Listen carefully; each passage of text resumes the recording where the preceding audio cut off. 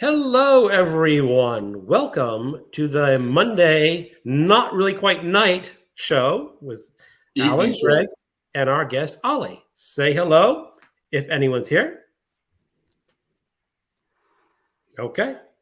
So, usually, Olly, what we do is we start off just talking a little bit about the books that we are currently finished reading, or just reading, or just something that a book you want to talk about. Okay. So, what have you been reading? So, hold on. I should have prepared. I'll have to pull it off the shelf. Bear with me.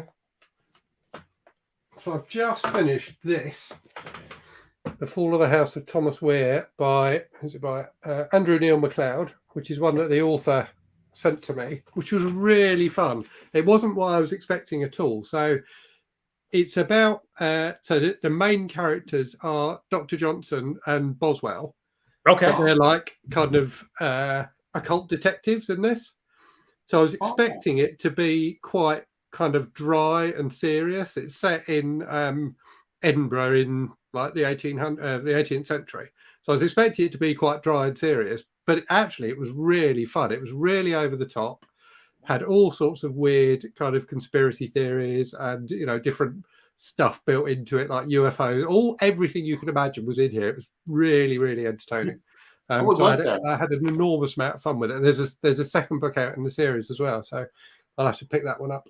So yeah, that was a lot of fun. And then I'm currently reading. I finished that, and then I've picked up this, which is Midnight Tales magazine. Which is just like a little indie horror magazine. They do another magazine called Midnight Magazine, which has got like non-fiction stuff, so like movie reviews and interviews and things like this. This is just short fiction, and I've read the first couple of stories in this, which were really entertaining. So I've read those this afternoon. You've mentioned that before, haven't you? Yeah, I did a video about it on the channel before. Yeah, it's really fun. And it was during like the book buying bans. We're saying it's not really a book that you're buying.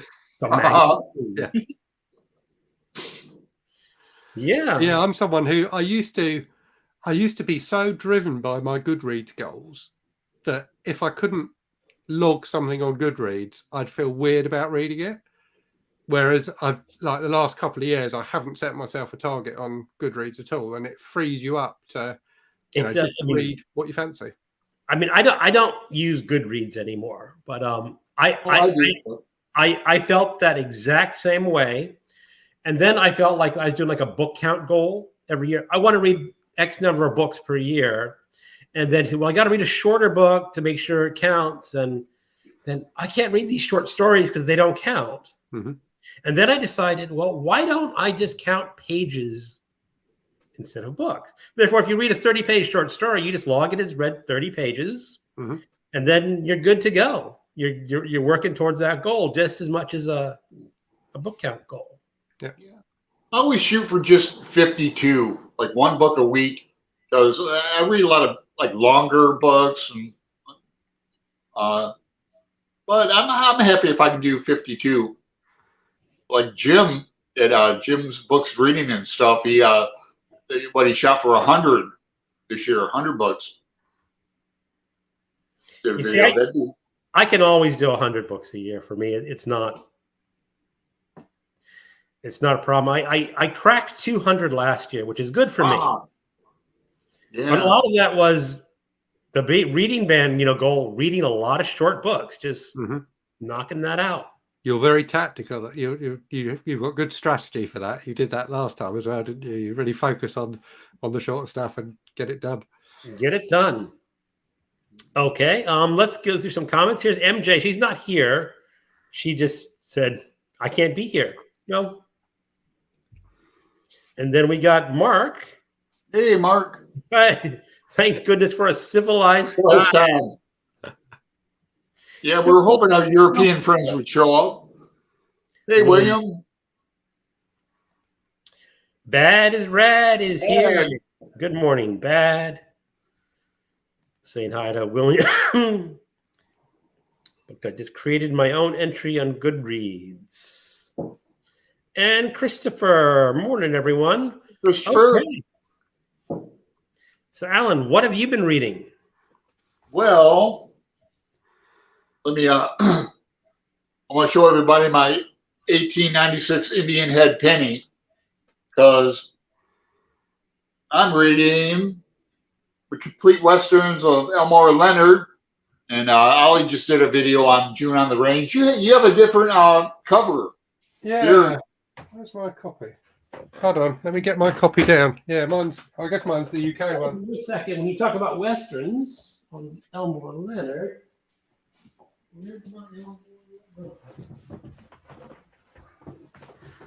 Yeah, that's mine. Yeah, it's a little different, but yeah, same thing. And I love the Arizona map in it. Arizona map. So I'm getting, I know how fast you read, Ollie, so I'm getting a little tiny head start. Uh-huh. Not much, because then oh gosh, I'm still all the way through that, about halfway through. Officially past the 800-page mark, so only 600 more to go. But I read that throughout the day, and then I read this at night when I'm sleeping, or when I'm reclining. Mm-hmm. And then I don't know, what else am I going to pick up? I don't know. That's about all I'm concentrating on currently. I picked up these at a used bookstore. These are the short stories of Elmore Leonard. There are 14 stories or 7 stories per book. I don't know how many stories are in your volume. Yeah, that's 310 to Uma you have, right? Yeah. Yeah. I've been to Uma. I got 14. I don't know if we'll get to them. There's 30 in here apparently. Okay, so I don't have them all. Oh well. So what have I been reading? As I said, I went to a thrift store, and thrift stores are hit and miss, but they had this for like $1, and I just finished reading that, and it's Ludlum, yeah. It's 1972, so early 70s, late 60s spy thriller. He's a master. It's an easy read. It's kind of fun. I love that old 70s vibe. Yeah. Especially when they're talking about life in the suburbs of New York and just how isolated it was. Just a lot of fun reading this.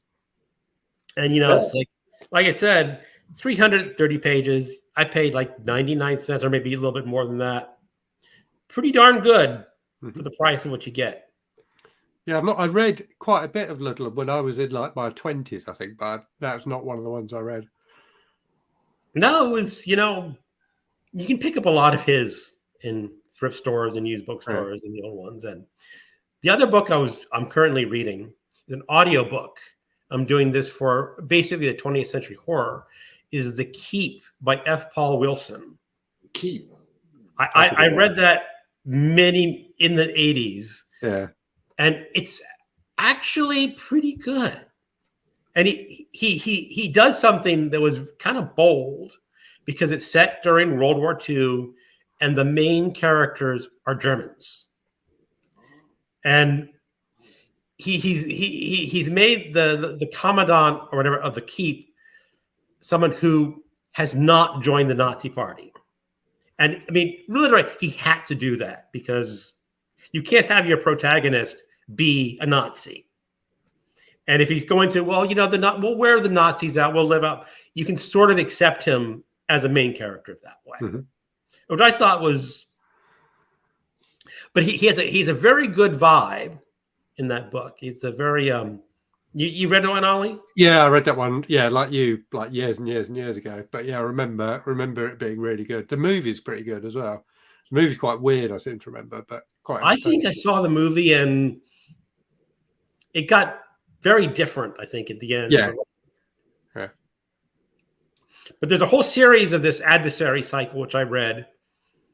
Yeah, I've only read one. I've read one other book by him, and I can't remember what it was called, but it's the first of the Repairman Jack. Repairman. He did. And there's some sort of crossover between the two series, I think, at some point. Yes. Well, originally The Keep was a standalone novel. And then The Tomb, which is The Repairman Jack, was a standalone novel. And then he wrote another book called The Touch, which was a standalone novel. And then he started writing these other books that said, well, you know, if I bring back the villain from The Key, in the last book, I can bring back the Repairman Jack and the guy from The Touch, and then make him to a cohesive. And it worked pretty well. And then he went on to write a whole Repairman Jack series. Yeah. Which I never read. But the first one is a lot of fun. On the whole premise of a guy who fixes things that the police can't fix. A lot of fun. Let's see some of our comments. All right. So we have different covers for Leonard. I haven't started yet, as I'm waiting for June. Yeah. 30, I think. Oh, that's how many stories. Robert Ludlum, that's his second book. Yeah, it's a lot shorter than his other book. So I think he got that I'm a successful writer bloat going. Yeah. Bad as Red. I'm currently reading I'm Glad My Mom Died by Jeanette McCurdy. Highly recommended. This book is if you like the Mommy Dearest plot. I read that for my BookTube prize judging, so I have to sort of just, like, yeah, you can't talk about it. Can't talk about, until the votes are out for that one. Well, I'm going to reread another Lovecraft story for like the end of Horror Mayhem, and it'll probably be the Dunwich Horror or the Shadow over Innsmouth. Because I've read them before, but Lovecraft, you got to reread it. So I'll probably do that. Now you have this copy too, don't you, Ollie? I do. Yeah, it's up there somewhere. Yeah. Yeah, I believe you. It's a good one. Gilded edges. Yeah, it really does. Yeah, I have the Arkham House hardcovers, which are really, really good. You guys have been reading Lovecraft for a while. I've just started reading them like last year when I got this book. He was the first horror author I read, Lovecraft. Same with me. I picked him up in 6th grade. Yeah, let's see. How old was I? Yeah, you were I don't know how it translates to your grades, but I guess I was 11 or 12.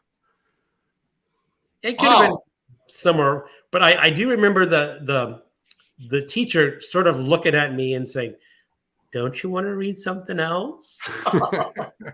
I bet. I mentioned it before, like she eventually pushed some sort of what would have been a young adult book in my hand, saying, "Why don't you try reading this? You don't want to read this." And I'm going like, "Yes, I do want to read more about the monsters," because she picked me something about a little boy on a Wagons West adventure, and and all the Native Americans were the villains, and I just thought about it, and it's just like, okay, you really could not publish that book nowadays. Yeah. But, I just finished this this month. That's good. Yeah, it was really good, huh? Yeah. I like the sweat lodge scenes in it.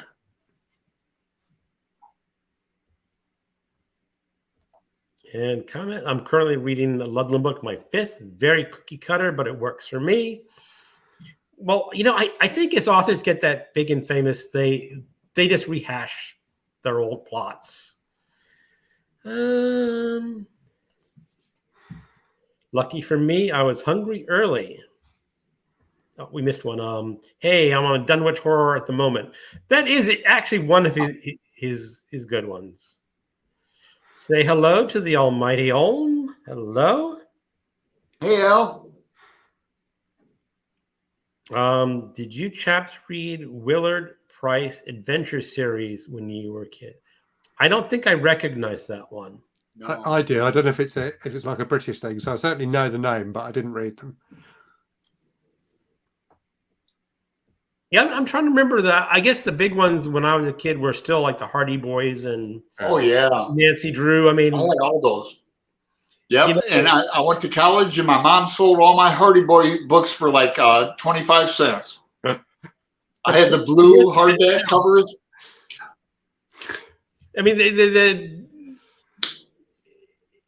I'm surprised they even had kids reading kids' book because there wasn't much, at least when I was growing I up. love the Hardy Boys. They get all their equipment together, like their cameras and their tape recorder, and they go off to investigate. And I love the title of the books, and it's kind of like a little rock and roll in there. And then I even like the TV series with Sean Cassidy. I used to watch that TV show. Yeah, the Hardy Boys were the shite. All right. So, what other topics can we cover? We got June on the Range coming up. We got not too far away, Garbogus 2, Electric Boogaloo. Yeah, and then we got Faulkner in August. They're in August. Fifth year. Ollie, are we going to do prompts for Garbogus 2? I think so. I need to pull my finger out and start thinking about it properly. But yeah, I think we'll probably do weekly prompts again. And then I quite like having the bingo card last year as well as something extra for people to That was a lot of fun. Yeah. Yeah, I'm going to participate this year. Dad's going to send me Dragon Tears by Dean Koontz, and I don't think it's garbage because it's going to bring back like teenage memories for me. This is like probably my sentimental favorite Dean Koontz book. Okay. So she picked it up for me, saw it, goes, oh, okay. Okay. That sent me the Only Good Indians too. So yeah, she's getting to know my taste. I'm sort of on the fence. Like when I did Stephen King for Garbogus, and my question was he really garbage? And I'm thinking I did this first book, Carrie, and it's not really garbage, but it's not really literary fiction. Yeah, not literary fiction, and Dean Koontz, I think, is a little trashier than Stephen King. I always say Stephen King is to the Beatles as Dean Koontz is to the Rolling Stones. Okay. That's my analogy. I don't know. Who would have been a second tier rock band when the Beatles were around? Kinks? Actually, I'm sorry. I like the Kinks more than I like the Beatles. Me too. I like the Stones more than the Beatles as well. What?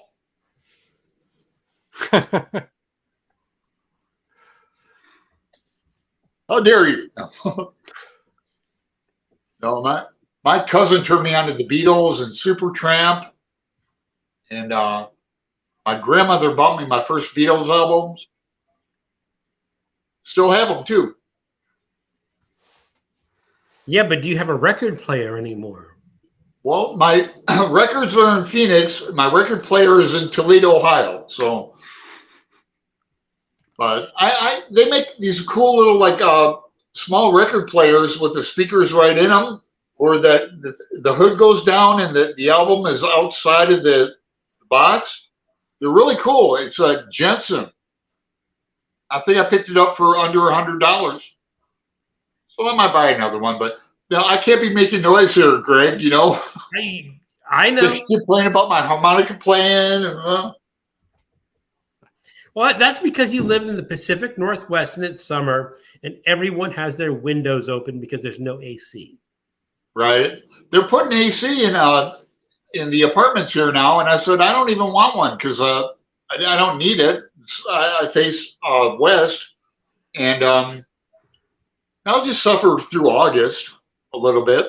I've got a portable evac cooler and my fan. It's fine for me. Yeah, we don't have it at all over here. Well, some people do, but it's incredibly rare. Well, you live by the sea, right? Yeah. Well, that must be nice. Yeah, no, it is. Yeah. So, how far away are you from London? I don't know how in miles, like 50 miles or something like that, I think. It takes about an hour and 15 minutes, hour and 20 minutes on the train. I'm surprised MJ didn't visit you. She's stuck in London, I think. Yeah. Yeah, because you guys are good friends. I know. I'm like 60 miles from Washington, D.C. So it's like I always want to go up and visit, but the traffic is like. And I remember, for my birthday last year, my wife took me up to D.C. to get a lunch and go to a used bookstore. And, it took like an hour and 20 minutes to drive. You're not too bad. And then it took 40 minutes to find a parking space. Oh, geez. Because all the pay parking was filled. You got to drive around until you see someone leaving a spot. And it's like, it's just not worth it. But you got the train in London. So that's pretty cool. You consider like a commuting town? Yeah. So the town I live, well, it used to, pre-COVID, there used to be a direct train I could get up to London from here. There still is. There's one that goes into Victoria from here, but that's rubbish for me because I'm on like the other side of London, my office. So there used to be a direct train, 2 up in the morning and 2 back in the evening before COVID, which are the ones I used to get. But they, like, through COVID, they cancelled those and they haven't reinstated them since. So I have to go along the coast into Brighton and then I get the train up from there now. But yeah, there's a lot of kind of commuters down here. A lot of people work in London. Yeah, like there is a commuter train near me. And again, it'd be like an hour on the commuter train. And one day I'm just going to take it up in the morning and run around all the used bookstores in DC and just. Hell yeah. I love DC. I've only been there once, but I really liked it. My parents got VIP tickets like a couple months in advance through our congressman. I don't know if you can still do it. Write your congressman. They give you VIP tickets. We didn't have to stand in line for the White House or the Hoover FBI building or the Treasury. We did all that. I don't think the Congress people do that anymore. They're just too much infighting. Worry about it's like, wait, what if Alan's not of the same political party as me or something like that? Oh yeah. True.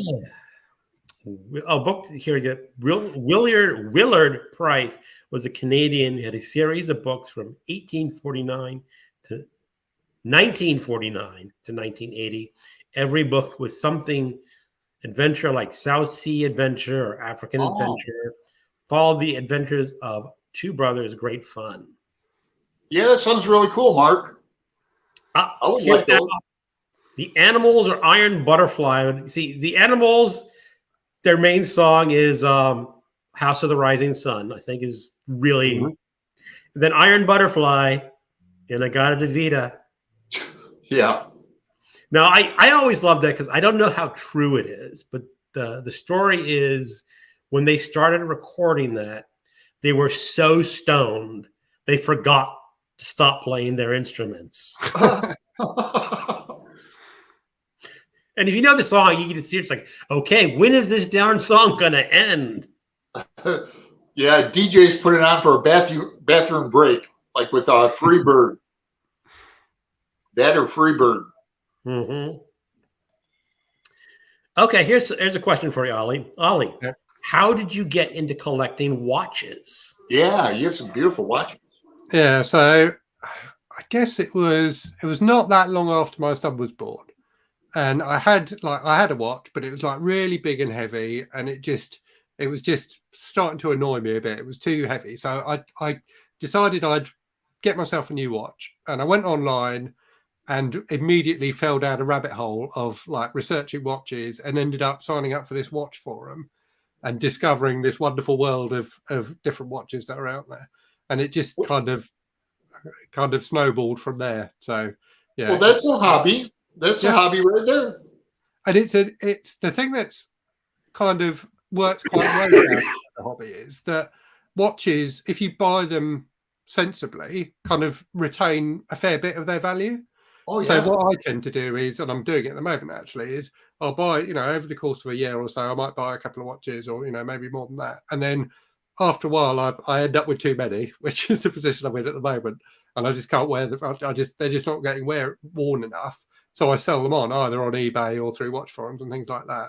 And then, raise a bit of money. Some of that goes into like the household budget and some of it goes into like consolidating into one new watch. Now, do you have a Rolex? I do, yeah. You have more than one? No, only one. Only one. Oh, nice. And that was the best. That was like the best buy I ever made, because they're really difficult to buy new nowadays. Yeah. The There's a demand for them Rolex. is so high. And Is yeah, it the because one. they don't make Rolex. it anymore? Sorry? Is it because they don't make Rolexes anymore, or No, just... no. They still Well, make them, but I think they quite deliberately don't make enough. there's a Rolex They- shop on Broadway here in Portland. Yeah. And every time I walk by there, I don't get downtown too much anymore, but I always like peek in the window. Yeah, there's certain models where you'll be on a waiting list for months and months and months before you can get one. And like the one pocket. I've got, I think, has more than doubled in value since I bought it. Wow. Nice. And it's That's not even cool. like it's not a special one or a limited edition or anything like that. It's just the price has gone crazy. I like pocket watches. I don't have any expensive ones, but I kind of collect them. I've got 3 or 4 little pocket watches with trains on them and things like that. Because I used to wear sport coats a lot. I can't really see it. I have my iWatch. Mm-hmm. That's all Yeah. that I have. It's like a 4-year-old model now. It's just like, okay, but it's still going. All right. Comment. Our beach, digging books. Our beach is not that great, though it is. Is it, Ollie? No, There's Nitty. Hi, Nitty. The beaches down here on the south coast where we are, like, just pebbles. You don't sit on the beach. You just... Well, no, you can. I mean, we go down and sit on the beach sometimes and go swimming and things like that. But it's not it's not a sandy beach, unless when the tide goes like all the way out, you'll get a bit of sand. But I see. Okay, so I love beaches. I'm going to age myself. I remember Benny Hill did a few skits on the beach. I don't know what. I guess I was not paying attention to the sand, but they had all the... Hey, I want to bring up something since Nettie is here. She did a video unboxing of that Abominable Book Club. Oh, yeah. Yeah, that looks like a really good club. But I mean, I tried to get a box, but they're sold out. You got to... Yeah, they sell out quite quickly. And yeah, they Alan, are good. They are good. The shipping from the UK... I imagine it's crazy. There is something called night crawlers in the United States. Yeah. Oh. And Maybe I should do that. It's similar enough that I've been thinking about doing that. Yeah, but you don't get that like Welsh fudge or anything. Well, yeah. You're in it for the books, not the fudge, Alan. Well, they might have options. I don't know if they do that. I know there are some other book boxes in the United States, not horror related, that they do include snacks. Mm-hmm. So it could be the people just running the Nightcrawler saying, look, we don't want to mess with snacks. I mean, yeah. I love getting things in the mail. Ever since I was a wee lad, I just love getting stuff in the mail, I did too. I mean, I used to subscribe to the Hard Case Crime series. And the leisure horror. I don't know if leisure horror books ever made out. I'm sure a lot of the books made it out to the UK, but yeah, but leisure as an imprint wasn't over here. So yeah, they may have been picked up by other publishers. Yeah, but it used to get a book every month, or 2 months, or something. But I used to Hard Case Crime, and it's like I really look forward to them every month because something's coming in the mail, and you just really looking forward. What it is. I was a stage magician as a teenager in that, and had a partner, and we'd order stuff from Abbott's Magic in Chicago. And I used to just love getting stuff in the mail, It's exciting. But So here's digging. But Ollie, are you holding out for the lesser watch? I'm not sure what that means. I'm not sure either, I'm afraid. Explain yourself. The town I live in here in the Czech Republic is watchmaking town. Oh. Wow. JLC for me. Very nice. Is that a watch? Yeah, Jaeger-LeCoultre. Okay. So yeah, one of the big like prestige brands.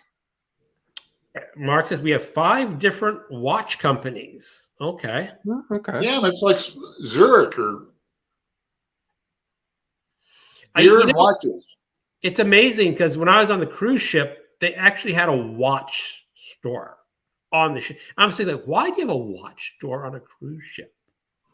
I mean, but I guess it's because you don't have to pay taxes on it. Ah.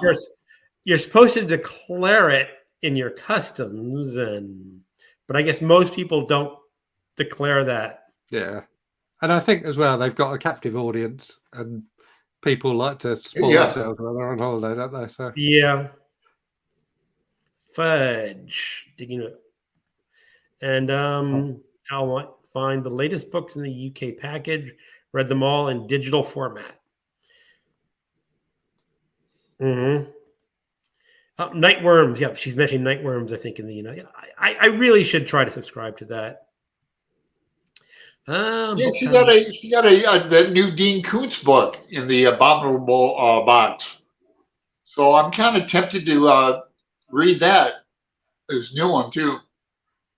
Something about 77th Street or The thing about yeah.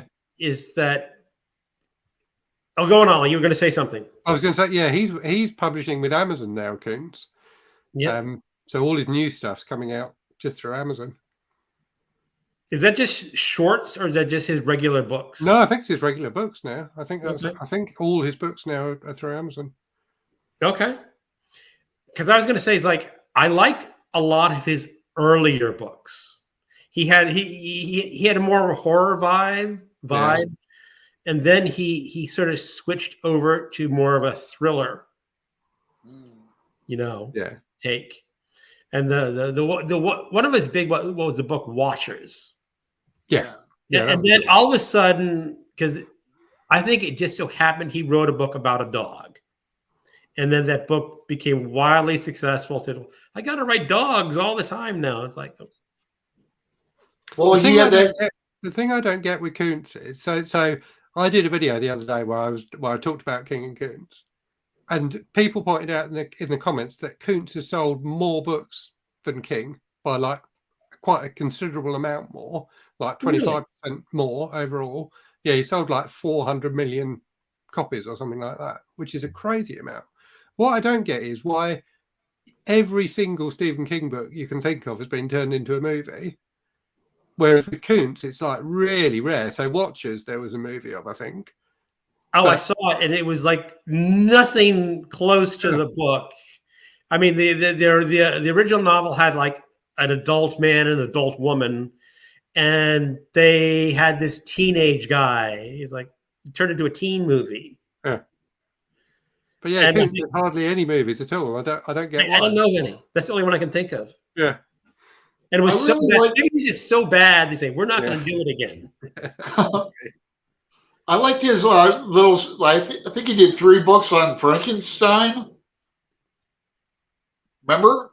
Yeah. I think I read I like that series. It was kind of fun. But Dean Koontz always has that that male female team, doesn't he? Or if I remember correctly, one of the ones I remember. I mean, I just picked up a couple from the used bookstore haul because they're like $1 each, and I'll try to reread them and see what the adult me thinks about all these books looking back now. Yeah, I can't wait to read Dragon Tears again. Okay, Lesser Watch, Only Fools and Horses, British comedy. I've heard of Only Fools and Horses, but I don't get the reference. Would you like it, Alan? You're welcome to it. It might take a while to get. Oh, she's talking about the fudge she gets. Oh, I thought you were going to give it to your daughter, but sure, I'll take it. I need to put my address like Olly does in the about section for like people want to send me stuff. Yep. I've been thinking of getting a PO box and putting it in there, but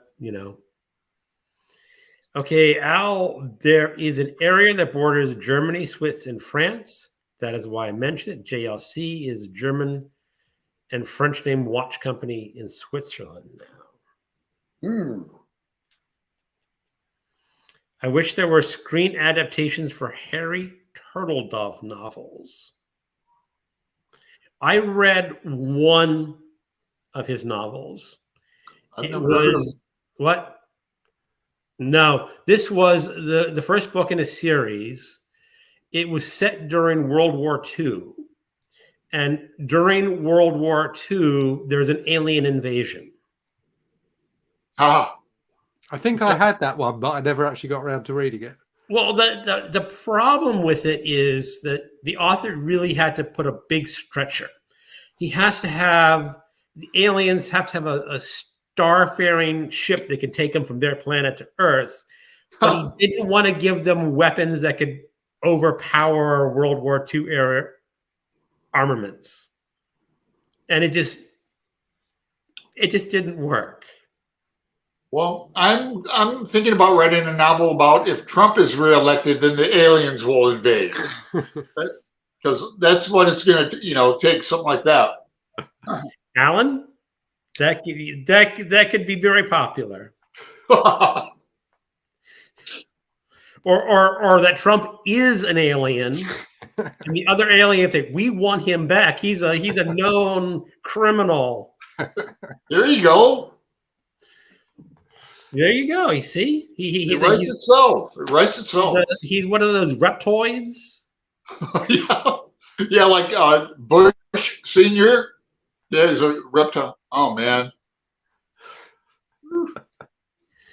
What was that show? V. Ah, yeah, I remember V. Mm-hmm. That's one Thomas Pynchon book I have not read. His first one, V. I've read it a long time ago, and I want to reread it someday. Yeah, maybe we'll read it next year. Maybe. Oh, here's from Greg. I finished The Secret World of the Sex Witches and passing it on to Michelle. Yeah, you reviewed that, Greg, didn't you? I did. That's the giving that to Bad is Rad. It gets hit. I got to go to the post office once I'm done with this live stream and send it out, and we'll see how far it gets. How many people read that? Yeah, maybe she'll send it to me. She might. I wouldn't say it's a good novel. It's I think I only watched like half of that review because something came up, but it's why it just ends. You're just shaking your head and go, "Did I read what I just thought I read?" Oh yeah. That's like Shannon's book. I know you have this, Greg. I don't know why I was so surprised, but Shannon's a good writer. Yeah, but it I read that one. That was good. And Bad and I Buddy read this, and it ends. You read it too, Ollie? Yeah, I read it a while ago. The ending's kind of ambiguous. I mean, it's hard. Should I say how it ends? No, don't, because you'll spoil it for people who haven't read it. I have it on my Kindle. I'm supposed to be. I won't spoil it for you. I'll read it maybe. I still need to finish one more short book for horror mayhem, and it's between this and another one. I haven't quite decided. Yeah, well, you could read this in an afternoon. Do you guys like practice speed reading or anything? I don't speed read. No, I don't either. But I like War and Peace or big books like JR, The Recognitions. Greg does some similar. Listen to audio while I read along, and I read it like 1.5 speed, so it helps me read faster. But that's about as far as I go with the speed reading. And I started War and Peace on the 21st of April, and I'm over halfway through, so that's pretty good pace. I'm not trying to fly through it or anything. It's really captivating. I'm really involved in it. I don't know why I waited so long to read it. Now, you DNF'd War and Peace, right, Ollie? I did DNF War and Peace, yeah. I don't know. I just find it. I like it. I like soap operas, though.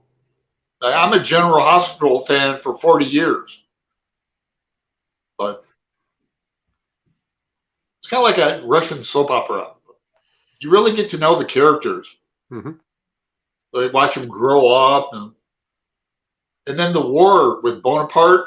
I've done like a minor deep dive into that on YouTube. You know, like Waterloo and the Napoleonic Wars. So getting a big education reading it. Napoleon. All right. So, no, I meant Dean Koontz book, Alan. You can have it. The fudge didn't last 5 minutes. Okay, well, that'd be great. I'll talk to you about that. You know, the one thing I have to say is shipping books across Yeah. the ocean. I'm sorry, I don't think it's worth the shipping cost. It's Unless probably they're not, like because this. it's going to be like $20. Yeah, unless they're like this, and you can send them as a large letter, then it's not too bad. But anything thicker than that ends up costing a stupid amount of money. I know. I sent a book to Olly. It was like $24. It's like, You know, I'm quite guilty when I got it. I sent Roz books too. bought the book for $24 because it was like a $40 for sale, like $40-$50. So okay, kind of understandable, but for a new Dean Koontz book, just go to the bookstore and grab it, or you know, someone get. Now, thanks for the offer, though, Nettie. Thanks. Almighty, I like the idea of the day the earth stood still. The knowledge alone would change us. V being similar, I think. Ooh, Pinchon fan here. My favorite book is Crying of Lot 49. I like the Crying of Lot 49 too. And it's good introduction to Pinchon because it's only like 180 pages long. So you can read the whole thing and not absorb it. It's my favorite one. That's 1,000 pages. Yeah.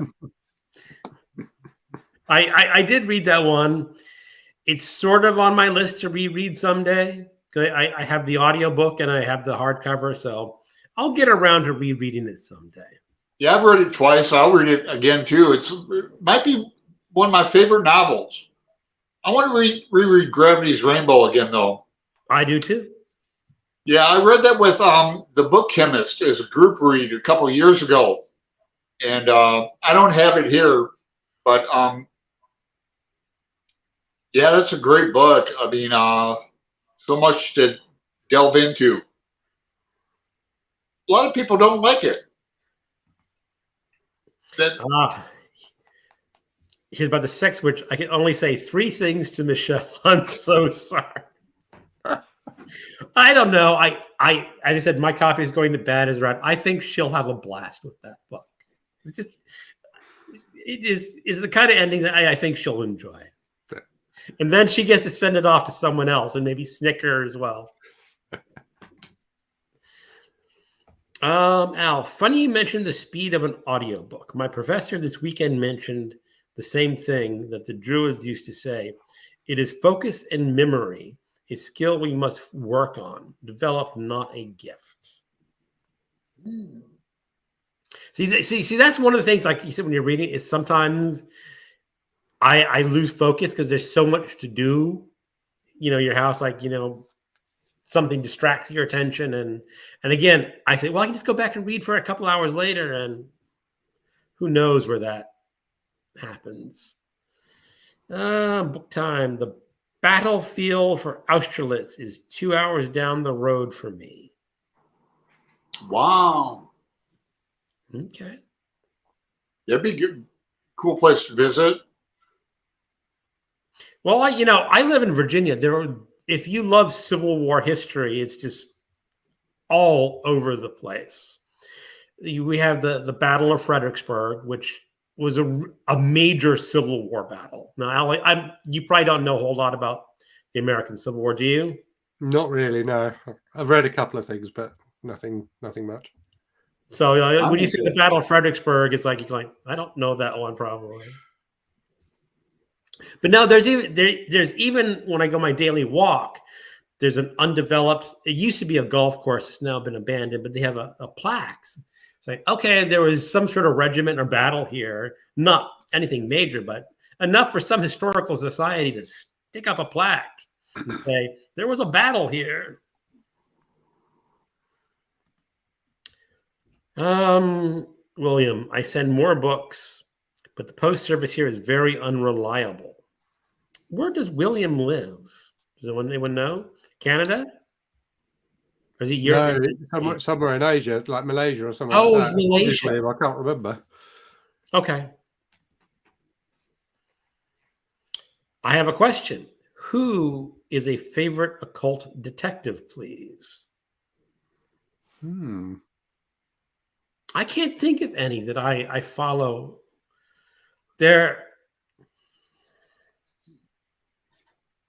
Yeah, I can't either. The one I really want to read, and I think there's like 5 or 6 books in the series, and I've got a couple of them, but I haven't managed to get the first one, is the Sabbath series by Guy and Smith, which is supposed to be like just ridiculously over the top and pulpy and terrible. So I do need to get into those, but yeah, he's an occult detective. There's another occult detective that Michael K. Vaughan talks short stories. He talks a lot of, I can't remember the name of the author, but he was like a contemporary of H.P. Lovecraft. Oh, yeah. I'm trying to remember the name of that author. Yeah. Well, Anne Rice has a guy, David Talbot, is kind of like an occult detective. And, God, what? Oh, Michael K. Vaughan is actually in the chat down below, and I just mentioned him, and he showed up. So you got to tell me about mention him 3 times. We conjured him. Now, Ollie, what's the name of that book that you were talking about at first? This one, The Fall of the House of Thomas Weir. Okay, now is he an indie author? Yeah. Okay. It's small press. Burning Chain or Burning Chair is the name of the publishing company. So here, I own every. I'm going to check that out. So I own every Pinch-On book there is, but scared to death to read them. I've picked up Gravity's Rainbow, but have got so far my head. It's Gravity's Rainbow is hard to get through. I did it as an audio book, and now when I reread it, I want to do the same thing: is listen to the audio and read along to get a lot of the details that I totally missed. Yeah, maybe we do a group read on that next year. Maybe we don't have anything for March of the Mammoth. Al, I worked with a guy named Napoleon. You have to wonder. William. William is in Indonesia. My family left before the Republic. Would Lovecraft qualify? What is a occult detective? I don't think so. Hellboy is the best occult detective. The occult meaning the witch is outside of sight or perception. Would like to try occult detective. Where's the best place to start? Occult Detective magazine. Ooh. Oh. Which is fantastic. I read this over the weekend. So I've got a couple of them that Dave, the publisher, sent to me. But this was really, really good. It was just a really nice mix of short stories. There's like 10 short stories in here and some articles as well. But all of them were excellent. I really, really enjoyed it. So have a look, Nettie. You can get it on Amazon. It's on, I think they're on Kindle Unlimited, but you can buy them physically as well. Michael, you're probably thinking of Blackwood's John Silence. No, that's not the right one. I have it in my Audible wish list because it's an audio. You can get stories, on Audible, and I'll have to look it up one day and just pick it out. Now, maybe he's not technically an occult detective, or just a character that, a reoccurring character. But who knows? Nice. All the jokes are falling dead. Hellboy was LOL. I've actually never read anything on the Hellboy stuff. He's strictly comics, isn't he? So far as I know, I don't know if there's been any. I don't know if there might have been novelizations in the movies, I suppose. I think there was one. That's the guy, the Jules de Grandin. Okay. And no more comments. Okay. What are we other subject? What about, is anyone doing anything else for June on the Range except for the stories of Elmore Leonard? I know, Ollie, you were thinking of doing Warlock. Yeah, I don't know. I keep hearing bad things about Warlock, so I might give Warlock a miss. Or maybe I'll try it, but try it with the anticipation that I may do an effort. I started reading it and I got distracted. It's a very literary Western. I mean, it's set in the West, but he's writing a serious novel. It's not like Louis L'Amour, who's not really writing a serious book. And I forgot, you picked out a Louis L'Amour. Are you thinking about it? I haven't yet. I need to go up in the attic because I bought a stack of Louis L'Amours off eBay last year for June on the Range. And I think I did check the shelves to see if they were here, but they're not. So they must be upstairs. So I need to go and figure out which box they're in. Yeah, I mean, at least down here is like Louis L'Amours are like on the thrift stores and the used bookstores. And when I went earlier this week, I picked out some Louis L'Amour. Like one was 25 cents. So I'm thinking, okay, I'll buy a book for 25 cents, It's a strange thing over here, and it sounds like it's not the same over there. But over here, when you go into like a charity shop over here, you do not get old cheap paperbacks like that. You will pretty much only get like newer stuff. And I don't know if it's just that they don't have the space, but you can't go in and pick up, like stuff from the 70s and 80s. You just never see it. Which is really disappointing because that's what I want. I want that. I want that wonderful old stuff. And instead you just get bestsellers from like 2 years ago. For the most part, it's the same here. Yeah. If the charity shops were smart, they would see that someone donated a box of old books that include like old paperbacks from hell, and they go, these are worth something. You're not going to sell them for $1 in the shop. Yeah. You're going to send them to your corporate whatever and sell them on eBay. Maybe that's what they do. Yeah. But occasionally you'll get a book that slides through. And like, maybe I'll send you something, Ollie, from Powell's. We have a lot of like old vintage paperbacks and that. That'd be worth it. I got to send Greg some too. Remember, Alan, you're going to look at $24 minimum shipping cost to him. So make sure the book is actually worth that cost. Yeah, I know. I send Roz books. We send books back and forth. And I think it was like $17, but I sent a pretty big box. Okay. She lives in Sussex. So. Okay, that's where I am. Oh, it is? Yeah. Okay. Yeah, I don't know England geography very well. So Sussex is by Brighton, right? Yeah. Yeah, Brighton's in Sussex. Yeah. Okay, Gareth is in Brighton too, that area. Yeah, he's along the coast to the west. Yeah, and then Dane Cobain's in London. I have to get over there. Yeah. I want to go. Go ahead. That's where I want to go next for my wife.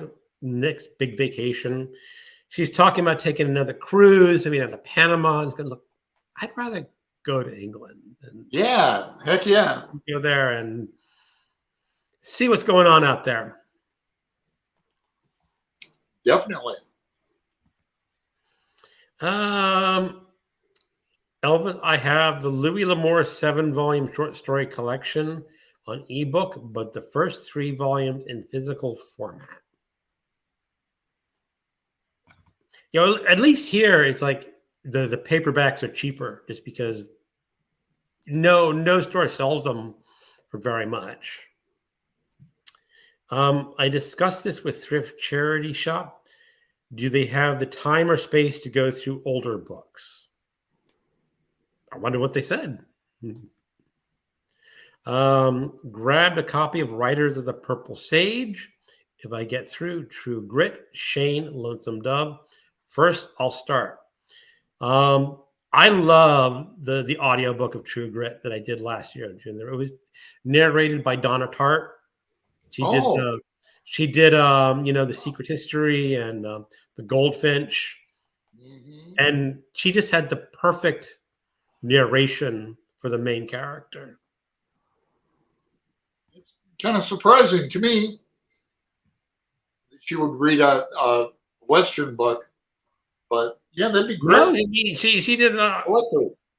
She did some sort of introduction how much she loved that book, and I guess she said, "I'll do the audio." Yeah, I'm looking forward to the reread of Lonesome Dove. I really enjoyed that book, and like I mentioned before, I was lucky enough to meet Larry McMurtry in Mesa, Arizona. He used to own a bookstore there, a big bookstore with wooden floors and ladders, that move, and really cool. Really nice guy he was. But then the second book is Streets of Laredo, and that was good too. But Lonesome Dove is a classic. Lonesome Dove is I remember reading the paperback years ago. It was for like a book club, and I thought, okay, this is going to take me like 3 weeks, and like a week. It's just like you just don't stop. It just page turn, It's really the character Tom. I think his name is Tom, main character. And I remember some scenes. I'm not going to spoil anything, but yeah, I remember some good scenes. There's some good female characters in it too. Okay, really strong. It's Al's. I guess going back on the thrift store, it's sad. They said they do not even have the time to call to say who will give them a fair deal. They said they tried and people do not show up. Yeah, and Al's in Canada, so yeah. Gary, my father read almost all the Louis L'Amour, and flights to DC from Cali. He worked. Now Gary's a personal friend of mine. Hey, Gary, and this might be a good time to segue into another book called The Big Book. It's not the Bible, but it's a big book. I've got it all annotated up like all the rest of my books, It's but Gary's a friend of Bill W2. We have the same home group. So this big book is dated 27 October 2014. But do you know this book, Olly? I can't see the title. Huh? Well, you're not supposed to. Okay. And I guarantee you've never read it, Greg. It's a big book about AA. Okay. Yeah, Gary and I have the same home group called Good Medicine. It's kind of a Native American group. We smudge, but it's an AA group. So I'm working on a month again, feeling really good. My dreams come back. I get so much more done. The Monday night live shows are better. I've done some of these shows pretty lit. and just kind of embarrassing. I like, and you're coming up on like 2 years, right, Ollie? Yeah, let me check. I don't know. I've got like an app on my phone that tells me how long. Me too. It's telling me 636 days. Okay. Now, do you go to meetings still, or No, never did. Yeah, never tried the meetings. But it was a book. Okay. It was a book for me that helped as well. A book called Alcohol Explained, which talks about like the physiological effects of alcohol on the body, and reading that and realizing how close it was to my own experience of drinking. What's the name of the book? The kind of the thing I needed. It's called Alcohol Explained. It's by an author called William Porter. Okay. It's really good. Really, really good. And that just helped me find the extra whatever it was that I needed to stop.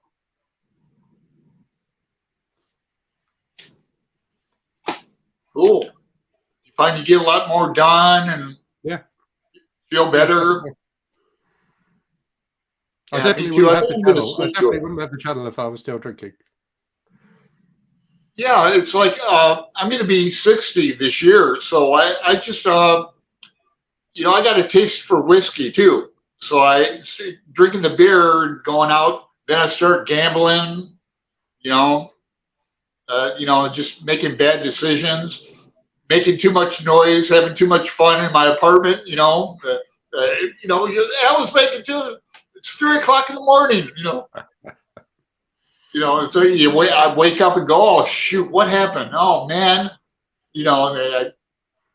So the hangovers, I just can't bear them anymore. It's just not worth it. It's no fun. And I'm not like Mr. Cheers guy where I go to the pub and everybody knows my name. Hi.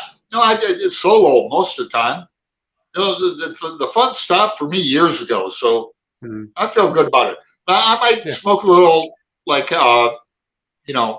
happy smoke once in a while, but that's about it for me, I think. But the meetings help, and I like making new friends, and I go to sweat lodges and that. So, it's the way to go. Whatever works for you, and different things work for different people, don't they? But whatever works is right. Yeah, for sure. Definitely. Well, anyway, I just want to mention that. Thanks for stopping by, Gary. Here's Mark talking about 2 pounds of books from World of Books and me costing 17 pounds. Bloody Brexit. Oh, I know he's talking about his channel. It's just like insane, just like. I don't understand Brexit. I don't. It's over my head. I don't even know what it is. Well, put it this way: I can't explain Brexit either, but I can't explain how Donald Trump got elected either. It's just like people went absolutely bonkers at a certain time and say, "Yeah, this Brexit sounds great. Yeah, Donald Trump sounds great," and they go, "Oh, what the hell have we just done?" Yeah, I was in Georgia 2016 when that happened. I couldn't believe it. Talking to Molly in Toledo on the phone, and we were going, "What the hell?"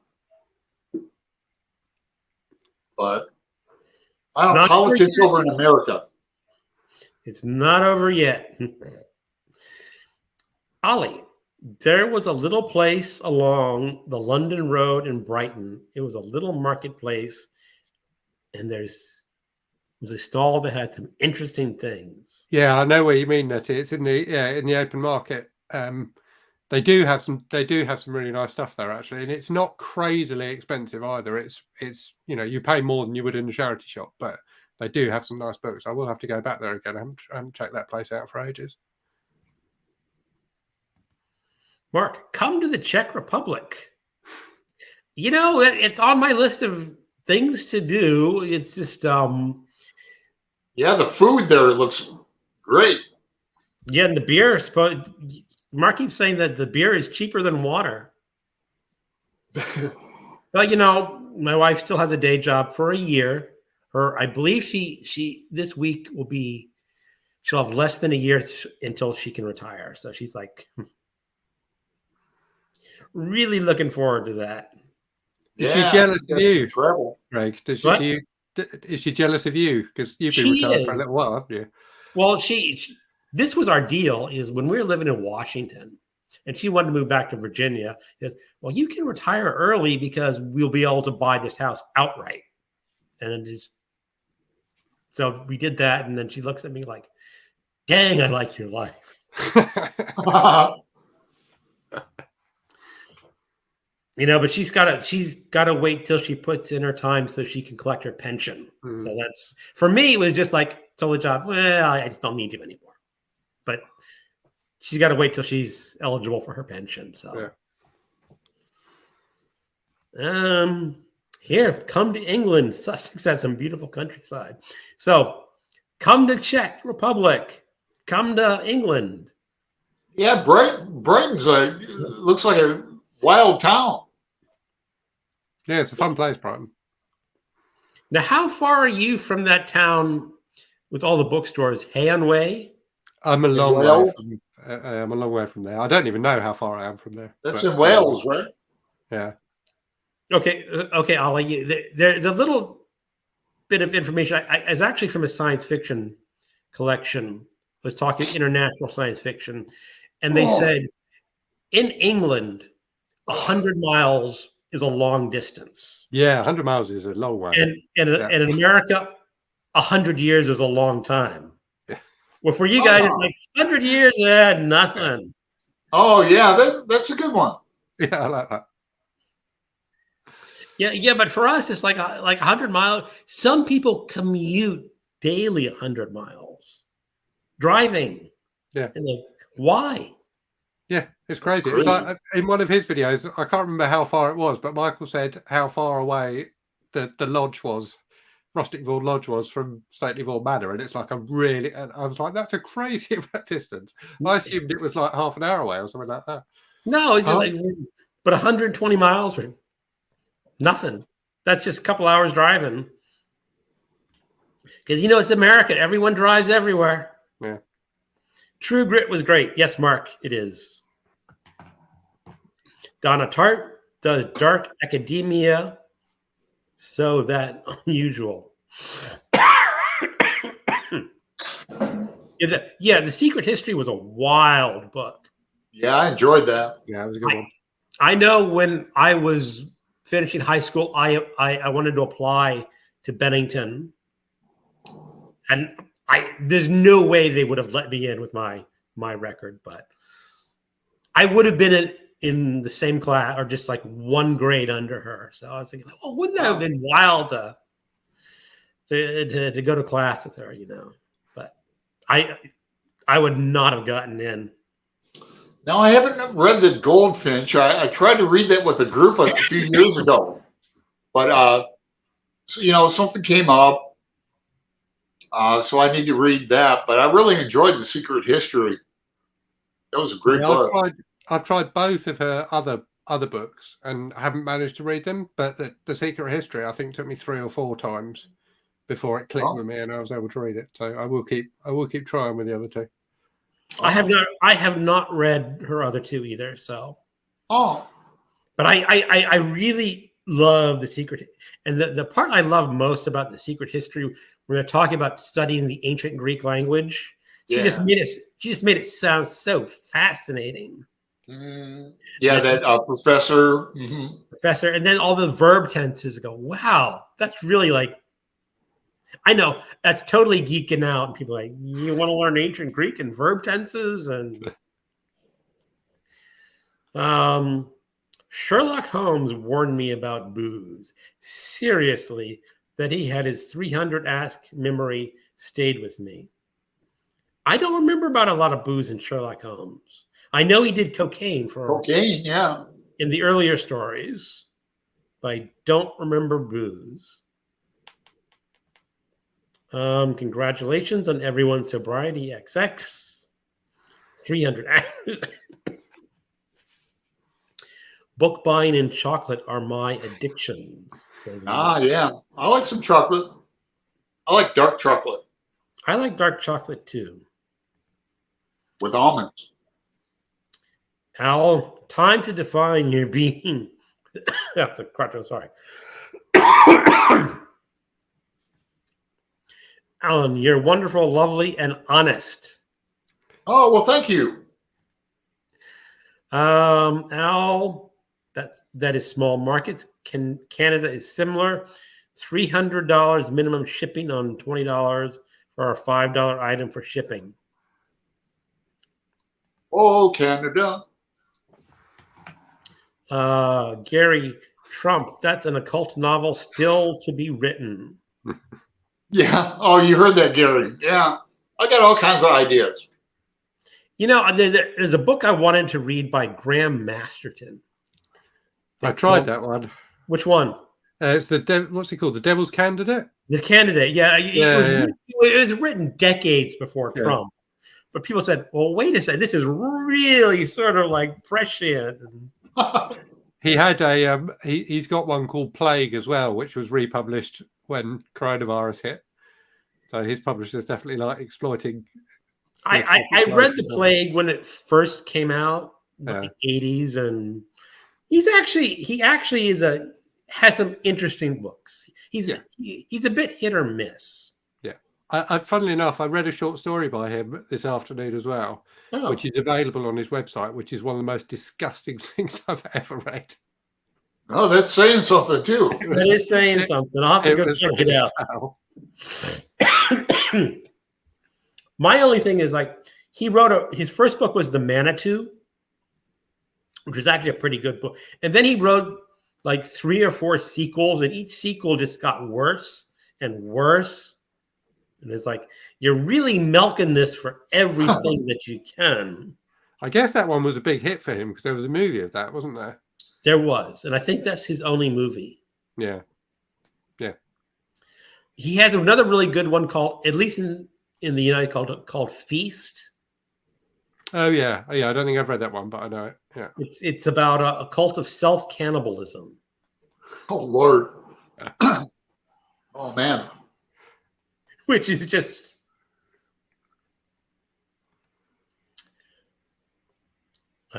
you can ship worldwide from Japan for $15. So there is that. That's so... Why? Strange how every country's different. Well, you know, I did actually buy a book from England just recently, and the shipping was only like $4.44. Okay. I'm like, okay, how are you making money off? And then when I got the book, it had actually been shipped from the United States. Ah. And I wonder if they like ship like a whole carton of books rather cheaply, and then some sort of distributor repackages and sends it out. But yeah, that must be it. That must be it, mustn't it? Yeah, and then in the States, at least, we can mail book rate, 4th class media rate, as long as it's only books. Can't do. So we get a cheaper thing on that. We do have that. And they always ask me, is there anything in there other than books? Yeah. And I go, manuscript. Packing material. And, you know, I guess packing material is fine. I was like, okay. Yeah, I got busted one time shipping books from Georgia to Toledo when I moved up there, and I packed it with like T-shirts, and I tried to send a book rate, and they busted me. There was a little note in there, you know, saying, and I got a letter from the post office saying, you owe us money, come pick up your box. You know, yeah, they busted me, but. Al was saying avoid Canada for now. Yeah, I used to go to Canada a little bit from Detroit to Windsor. You can go over the bridge or under the river, or the lake, I mean, the river. Lake Erie. So Mark's saying 208 miles from Brighton to Hay-on-Way. See, that's not too far. That's a day. I mean... I know it's like we say 100 miles is a long distance. And it's like for me, I'll have to have a look. Let me have a look while we're talking and see, because I don't drive, so I'd have to get the train. I don't drive either. Yeah. My license has been revoked since 1996 in Arizona. Revoked. I How can get it back, but 300 kilometers is a short drive up here, and minus 40 Celsius is the same in Fahrenheit. wow. We'll see how regularly along. A booktuber named Celia, she's in Norway, did like a vlog, her and her friend, Bookish North. I forget her real name, but they take like an annual trip to Heian Rai. And she did a great vlog on it. Man, that'd be a great vacation for you, Greg. You would eat that up. Yeah. Oh, Al saying learning Greek is awful, but the world it opens in our other language. You know, I can't even manage to become fluent in Spanish, so I don't think I'm going to do well in ancient Greek. I was kind of good at Latin there for a while, about 25, 30 years ago. I wish I would have kept up with it. But, you know, dead languages. But it'd be cool to read stuff like Cicero or Virgil. You know, the language app Duolingo has a free Latin course. Oh, they do. And I was doing Italian on that for a while. I did Latin for a little while, but again, you start getting into more advanced lessons and you think, I really need to invest time in learning because after a while, it's just not going to stick. Now, Adam Savage, who we're going to have on in a few weeks, he knows quite a few languages. He's like a linguist. He's like Al, you know. But he's over in, I think he's in Japan by now, but he was in Malaysia. He's just a traveling fool. I really admire that. Wish I could travel. Someday I want to go knock on Jason Harrigan's door. That's another guy I've sent books to. I even sent him some marijuana. Got a kick out of that. Al, he said, booze inflames the fine folds of the mind, make you dumb. Yeah. Yeah.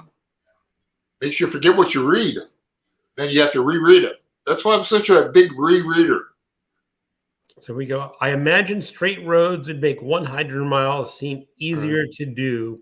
Our roads aren't that great. The M1 is the road from hell. Oh. Yeah, I've only been to Ireland, so the roads are really narrow over there. I could never drive there. My dad goes to Ireland like every about 2-3 years, and he drives. And Brian and Bookish just recently went to Scotland, and I guess he drove around. Mm-hmm. You know, I was in the Virgin Islands, and their roads are really tiny, and they drive fast because they know their roads, and I'm going like, oh, we're gonna die. Yeah, in Ireland they have like I think in England too. Don't they have like look that way on the roads when you're walking? Yeah. So look that way because Americans are so used to looking left. Then boom. Oh, bad like the Manitou movie. Holmes had 300 different tobacco ashes memorized by sight. That level of commitment stuck with me. Yet he did not know Earth went around the sun. And he said it did not help solve crimes. Can someone really tell different tobacco ash? Or is that just something? Seems unlikely, doesn't it? I don't know. I mean, I guess you could do a test, Alan. If you still smoke, smoke. No, I quit smoking too. Tobacco. I haven't smoked in months, but I still vape like a fiend. Well, that's different. But you could have done like get a Lucky Strike, smoke it, put the ash, get a Marlboro or whatever, and then say, "Can I identify?" I have no idea. I think Sherlock Holmes was probably talking about the pipe tobacco, though. Probably. Differences. I used to smoke a pipe years and years, back in Toledo to keep my hand warm. But yeah, there's all kinds of. There's still tobacconists. There's a tobacco place in downtown Portland, like pipe tobacco. I imagine those would be different, Ash. Could be. Yeah. Bad. My parents showed me that movie when I was little. Oh, she's talking about the Manitou. Al, that is how they do it with many projects from Asia, for example. I get books from the UK, but Amazon has some sort of deal. I think we're talking about the shipping, where they just do the bulk shipping for a lesser amount. Domestic warehouses. My apologies. I have a terrible sense of humor, worse in text.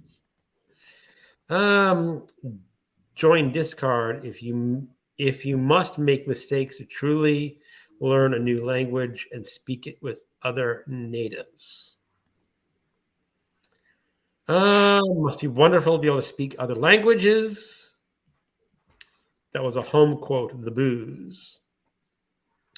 Schopenhauer said that we should all learn another language. It separates ideas from words. Yeah, I'd like to read more Schopenhauer. Now, Olly, are you fluent in another language, or are you just... I can speak a little French. So I did French at school, and I could, I can order a drink in French and, kind of get by in a restaurant, but nothing more than that. It's sort of like me with Spanish. I can sort of read if I have the text in Spanish and English, I can sort of force it in. Mm-hmm. Yeah, I know Spanglish, prison Spanish, all the drug names, and I know how to cuss in Spanish. Videos. Yeah, well, cussing in different languages is really I mean, I read a history of swearing, and they mentioned how different languages swear differently. Oh.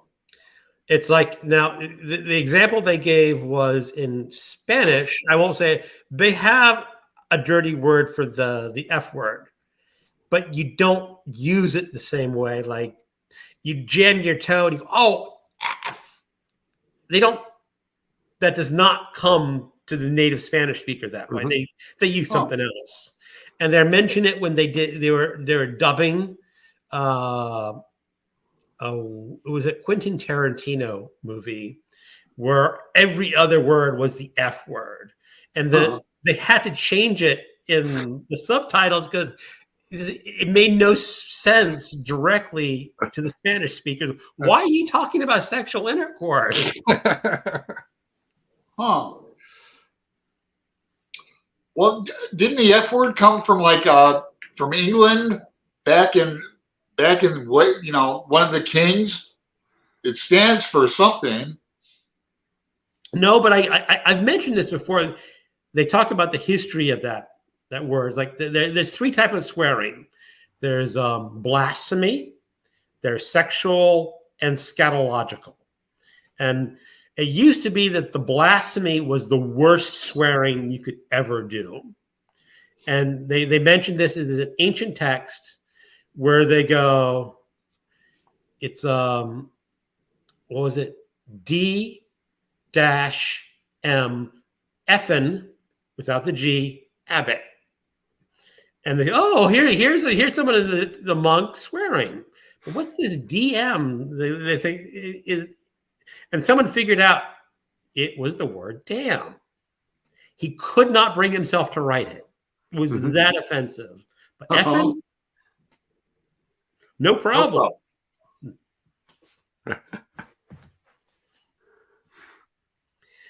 Just finished The Adventures of Sherlock Holmes. Yeah, I actually I've read all the Sherlock Holmes except the final collection of his short stories. And it's really rather weird is because for whatever reason, the final collection was not in the public domain. Hmm. but every other collection was in the public domain. So I bought like an audio book by Stephen Fry. Oh yeah, And yeah, so yeah. they could just do the first book without any sort of royalty, but the last book they would have paid royalties or whatever. And they said, well, we'll just skip it. And the thing is, what I'm told is that the final book, I think Doyle was really phoning it in at that point. So I got to write another Holmes story. I will ask my 20-year-old. I can't convince him to stop smoking pipe tobacco. Okay. Haha, I love that cussing in Spanish. Best swear words are in Finnish. Oh, yeah? I don't know about that. Hmm. For example? You give us some examples of some good Finnish swear words. I know I can swear a little bit in Czech. You can? I was dating a girl who was Czech. Oh. I was not really dating, just sort of seeing it. And she said, Zemvi Prdeli. Zemvi Prdeli. And Mark, I said it to Mark, he says, I think I know what you're saying. But it's, it was apparently a greeting in the communist era. I say, how you doing? And he goes, Zemfi Prdeli. And it's, I'm effed up, but it's more with your posterior. So who knows? Jeez. Great. Well, let's talk about writing. I'm lucky enough to have a couple poems published in the Stygian Society anthology coming out. I think I'm the only poet in there. It's short stories from booktubers. Mm-hmm. But Olly, you posted a short story. I haven't read it yet, but I want to. Are you currently writing still, or? No, I haven't written anything for years. I know, me neither. I don't even have a typewriter, or a laptop. I'm going to buy one next month because my ex sent me a bunch of old notebooks, and in it I have it was going to be a verse, long poem or something. I have like a character outlines and 25 scenes already kind of blocked out. So I'm going to go to the library. I was going to do it this weekend, but basketball was on and blah, blah, and just type the stuff out and then look at it, go from there. But I haven't written anything or sent it out in a long time. Besides like journaling, I always journal, but yeah. When I was in my 20s, I used to write short stories and started a novel and try to get them published. And way back then, there really only was magazines and no self-publishing, and never got anything accepted. But now you see, the thing is, it's probably a good idea because I think my stories are really bad. You think you're 28, 27. This is a work of pure genius. Everyone will recognize it. It's original. They come back, no, we don't want it. You're like, what do you want? I'm too smart. I'm too smart for you. And then you read it, and it's also, oh shit, this is crap.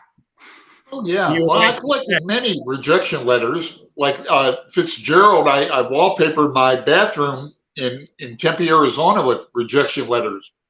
I sent out to contests, and I sent to Playboy, that's, impossible to break through. But there's a lot of university press that, still accept submissions and, get a copy of Writer's Digest from the library. That's what I would do. And yeah, well, that's where I was sending, like a university magazines and small magazines. You're not going to get into Playboy. That at the time, that was actually the best paying market to get a short story in. They paid like $5,000 for a short story.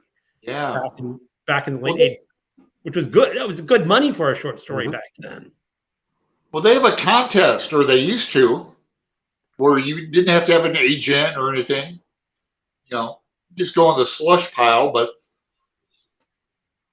like they have first book contests for poetry. And so I'm kind of going through my old poetry and trying to put something together. And there's another anthology coming out on BookTube. I have a long poem that I'm writing. It's on my wall here called Graveyard Dirt. But so I'm trying to piece it together. Okay. Yeah, we're going to do talk with Pay and Holly, I think, next week about their. No, next week is Al.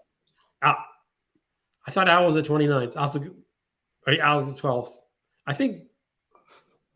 No, Pay and Holly are the first week in June because the Stygian Society comes out on June 2nd, and I think they're going to appear on the 6th.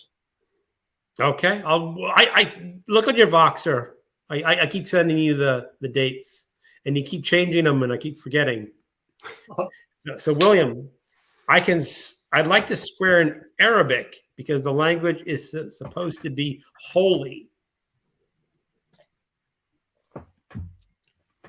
Found under carnal knowledge. Okay. Oh yeah, that's right. That goes back to England for the F word. Fornication under like the king's okay, something like that. My parents were punished for speaking Spanish at school. You know, that's horrible. I know when I was growing up, it was different because my father spoke French. He was born in France, and English was his second language. But he never taught me French. He taught me one word of French. But it was like at the time, it's like, no, we don't want two languages in a home. And nowadays, in progressive countries, they encourage multiple languages in a home. Yeah, I wish I knew Italian. Learn, isn't it? If you grow up with it, then it's just second nature. Yeah. Yeah, I'd love to learn Italian or just a general Italian because I want to go to Florence too, see all the Dante things, but I want to return to Ireland as well. Yeah. Okay. Going through the comments, Gary. Thus, I never learned my parents' native language until college, and I have a degree in Romance and languages, Spanish and Italian. Yeah, it's a shame. I really think all households should have multiple languages if possible. But yeah, Gary's a very well read, very intelligent friend of mine. More like a philosophical bent. He's like Al in that regard. Gaelic for FTW, just saying the Irish gift of gab and foul mouths. Okay. Yep, the old crack. Peter. I'm reading a Tarzan book now. I think his character is more interesting than Sherlock Holmes. Okay, I've never read a Tarzan book. Ollie, have you read Tarzan books? Yeah, I've read the first 2 or 3, I think. I've got them all on my Kindle, and I do need to go back to them because the ones I read were really entertaining. Yeah, I prefer them to the Barsoom ones, I think. Yeah, I have that collection too. I don't know how far it goes because it's one of those cases again where like the early books are in public domain and the later ones are not in public domain. And I have a CD of ebooks I bought early on that has some of these books that were questionably in public domain and then got yanked, but they're might be there. It's like I have the Shadow books. Okay. They were all in public domain, all 300 of them. And they all got yanked back in. It's weird as well because it's different in different countries. So if you look on I think it's the Project Gutenberg site in Canada. The Canadian copyright laws are slightly different, and there are books you can get there that you can't get in like the UK, for example. And I think they've tightened it up in Canada and trying to make it more in line with the US and the UK. Because I remember that is like they used to have Raymond Chandler in the public domain. And I say, well, next time I visit Canada, I'm just going to download a whole bunch of books legally. And even though they really don't pay attention where you're from. But. Yeah. Alan, look at Chromebooks for writing. I am shocked how capable these things are. Yeah, I know, Al. I was looking at those. I wanted one with a CD-ROM in it, but they don't make them anymore. But I'm looking at a Chromebook. It's like only $138, and then I'll get a CD-ROM adapter for $20, and just. Why do you want a CD-ROM? Because I still have stuff on like CD-ROM that Molly sent me. Oh, like old writing, photos. I don't even know what's on them. Yeah, I mean, when I signed up for my home internet service, we got the deluxe package, with maximum speed, and they gave away a free Chromebook with it. So nice. My wife uses it for surfing the internet and watching YouTube, and it's very capable for that. Oh yeah, I just use it for a glorified word processor. A Chromebook is probably a good choice. You don't want to pay the premium for a Windows system. No, I'm not going to be playing games on it or anything. Finnegan's Wake is my video game, I always say. Our battery time, yeah. Okay, so this is Finnish. Let's take a look here. Susti Vittun. Oh, I can imagine what that says. Oh, go skiing to the. Oh, geez. I got to write that down. I can use that. Yeah, they mentioned that different cultures, you just say many different. It's like Arabic has something about your camel, yeah. Which makes sense if you're in Arabia. You talk more about camels then. And I guess in Finland, people ski a lot more. Ski on them. Oh. Al is swearing to us. I don't know what it means, but I think he's swearing to us. God, it looks like Taiwanese. Pokemon? I don't know. I can't even identify the language.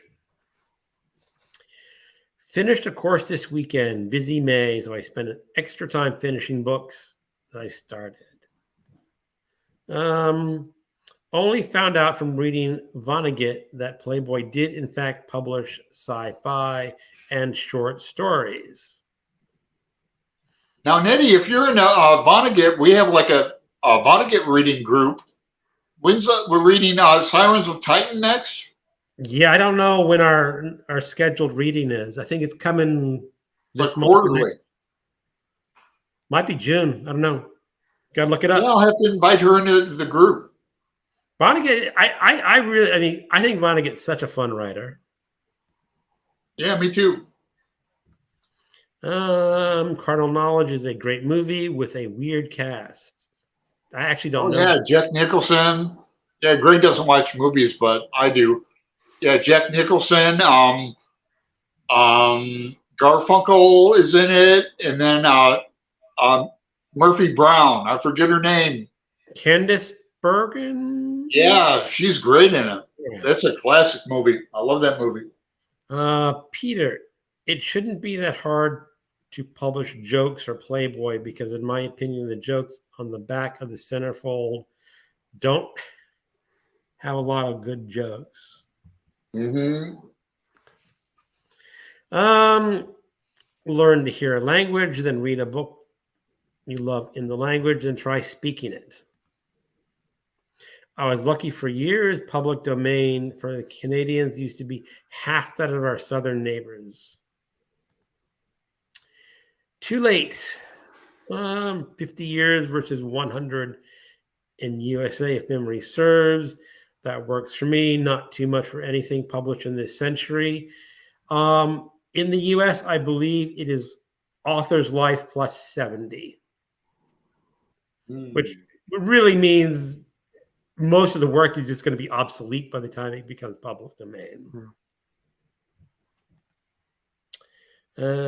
Get a USB CD. They're cheap. $20, like you said. I also use small Windows box, but they require a screen, etc., and are a few bucks more. Okay.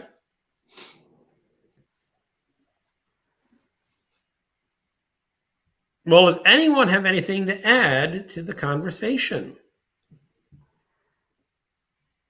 No, we've been got on for like what, hour and 40 minutes. So yeah. I'm going to have to shoot in a minute and start preparing supper. That's good. It's lunchtime for me, actually. It's a little past lunchtime, so let's call it a day. I have to go sell my 1896 penny. Go sell it. I'd like to know what you get for Alan. For showing up to our little show. And thank you for having me. Thanks, Olly. Thanks a lot. No, it's been good. It's been really fun. Yeah. Got to know you a little better. I love Vonnegut. Again, have them all. He's brilliant. Vonnegut led me to Brighton, who I Brodigan, Richard Brodigan. Yeah. Well, I just subscribed to Nettie's channel the other day, so I'm just getting to know her a bit. Yep. Yeah, she's pretty well read. Absolutely. So thanks, everyone, for showing up. Thanks, all again, for being a guest. And we will talk to everyone next week. Goodbye. Cool. Cheers all.